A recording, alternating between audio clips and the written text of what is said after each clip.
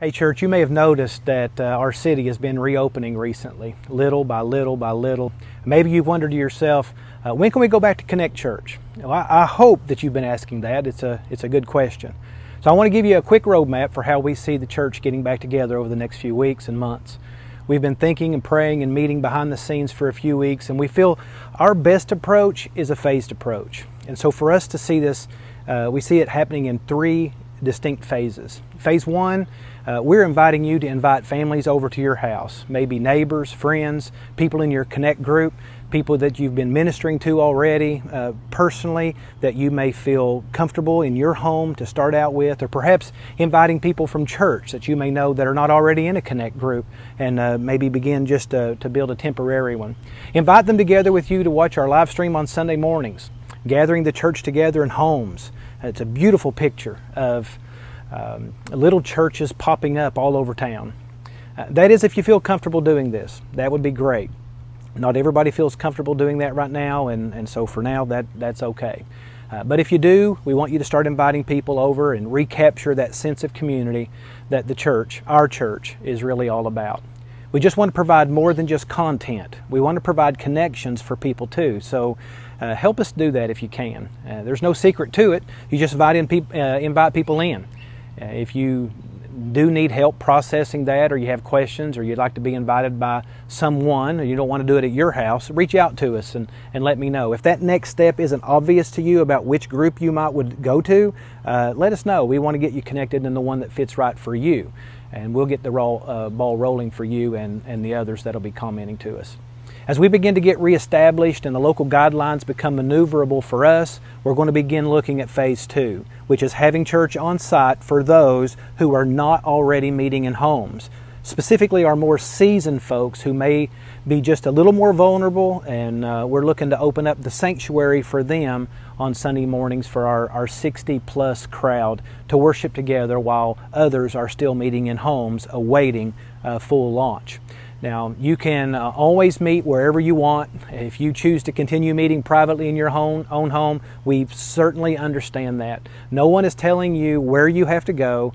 We're just begin by getting back plugged into people. Perhaps by then we'll begin having larger gatherings all over town where many groups can gather together in parks or other communal social places to worship and fellowship together. Where we can get our families back together and see each other in a safe environment. Experiencing a little of the community that makes the church truly the church. Then that moves us into phase three, worshiping together without as many social distancing guidelines and restrictions. Once we're back together corporately, then we can begin deciding on unfolding ministries as we are able to and certainly as we need to. And this is going to be a phased phase.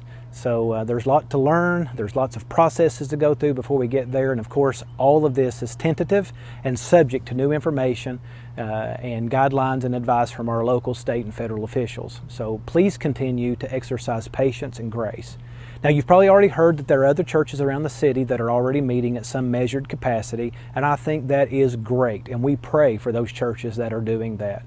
In fact, we need churches to be doing that, and that's what those churches have chosen to do, but for us, we think our wisest strategy, because of our facility limitations, is to take this phased approach, to take a wait-and-see approach, because honestly, we still don't know how all this is going to play out. Our government has laid out a phased approach for itself, and those are contingent upon us as a city and a state hitting certain numbers of COVID-19 cases and testing. That means this whole thing is a dance, and we ain't great dancers. So all of our dates are tentative and fluid because they have to be.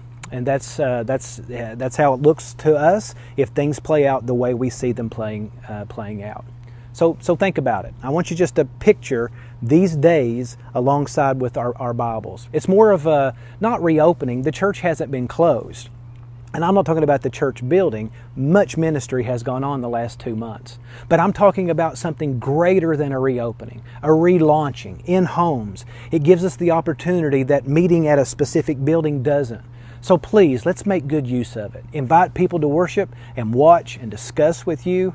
I can't think of a happier thought than our church launching little temporary churches ministering to coworkers and neighbors and families all over the city and then bringing them together in a few weeks. Many of you watching all over the country also may want to do this if you're comfortable. But we want to be included because we want to value you and we want to pray for you. So let us know what your plans are and how your times of worship are going. When all this started, we as pastors and staff started carving out new territory, trying to maintain as many options as possible. But here we are now, trying that again. But instead of carving it out for you, we're asking you to help us pioneer. Be pioneers with us. Let us pray for you and with you as we all carve out new territory that's never been carved out before. And I can't wait to see how God uses all of this for His glory. So finally, please know this. I'm thinking of our entire congregation now, not just what's good for me or what I want or what our church corporately wants, but what's good for every one of us, even the most vulnerable of us. And as a shepherd, that is part of my responsibility. So just know, it's not fear that's driving us, it's love. And we love you, all of you. If you've been connecting with us online through all this and desire to join us, if you're local enough to join us locally, now as we relaunch, but you don't know how, reach out to me. We'll get you plugged in to the place that's perfect for you, and we'll get that started for you. It'll be safe, it'll be inviting, you'll be welcomed, and it's going to be great. So we think this is best for us to meet when we can meet full force without leaving anyone behind, while still giving those who can and those who will fellowship and connection. In the meantime, let's keep gathering online. This isn't a second-class event. We're not settling, but we see this as a gift for our future, to reach the nations with the truth of Jesus Christ, to reach a lot of new people. So continue to join us online, and for those of you who are ready, let's continue to meet together in homes until we can all be in the same room together, glorifying God face to face. We love you and cannot wait to see you again face to face. God bless each one of you.